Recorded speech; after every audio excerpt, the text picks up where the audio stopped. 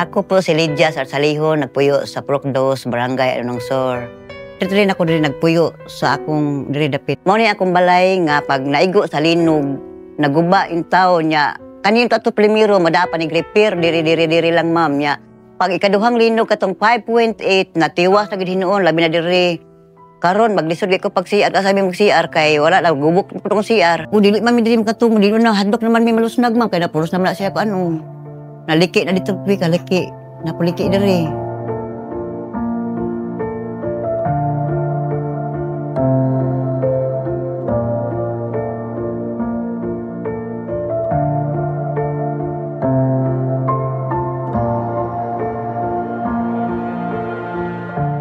Sabi ng PBOX pagpunta nila dito, kailangan namin lumikas kasi hindi na safe daw yung lugar namin.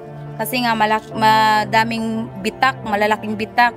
Tapos yung lupa para siyang biniak talaga. Pero kami talaga dito, hindi namin alam kung saan kami ilalagay. Kasi dito hindi na daw pwede. Sa pasalamat sa Ginoo nga, okay lang, kumpleto ang mong pamilya. Din, pero marami pa rin aftershock na nangyayari. Hindi talaga namin maiiwasan na malungkot kasi dito na kami. Tapos iwanan lang ganito. Bay di man ka-importante ang bay di ka-importante. Ang importante kinabuhi namo nga luwas may pamilya. Kay dili lalim ang akong gibati karon ma'am murag usay bitaw ko magidutana ko ma'am hilak na ako. Kay gunahon ako sa bay ba. Kay dami sa kusaltan niya. Gamit lang ako ba. Tama mo ma.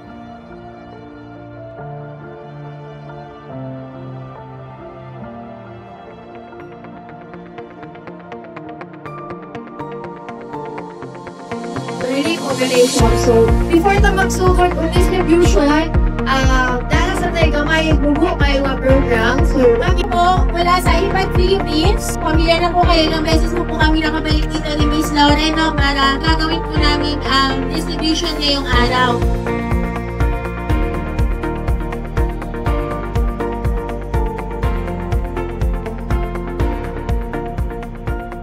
Niabot to ang katong IPAD Philippines nga ni murag ning ngutana sila, nag-assist sila og pila ka pamilis per purok ang naapektuhan. Unya ang kuan na mo ma'am ang katong mga needs jud kistanan og nga kanang mga hinabang mo gyud priority nga dako kay mi pasalamat nga naabot mo nga ri sa mong barangay.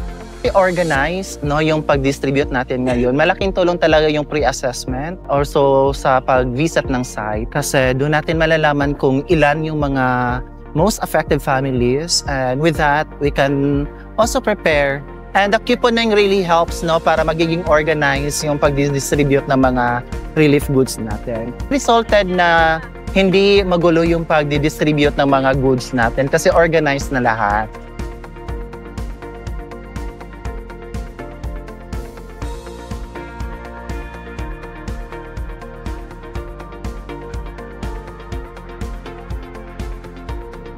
Salamat nga natabangan ko sa IPAD Philippines. Maraming salamat po sa inyo dahil kung hindi po dahil sa inyo, wala po kami magagamit dun sa evacuation site.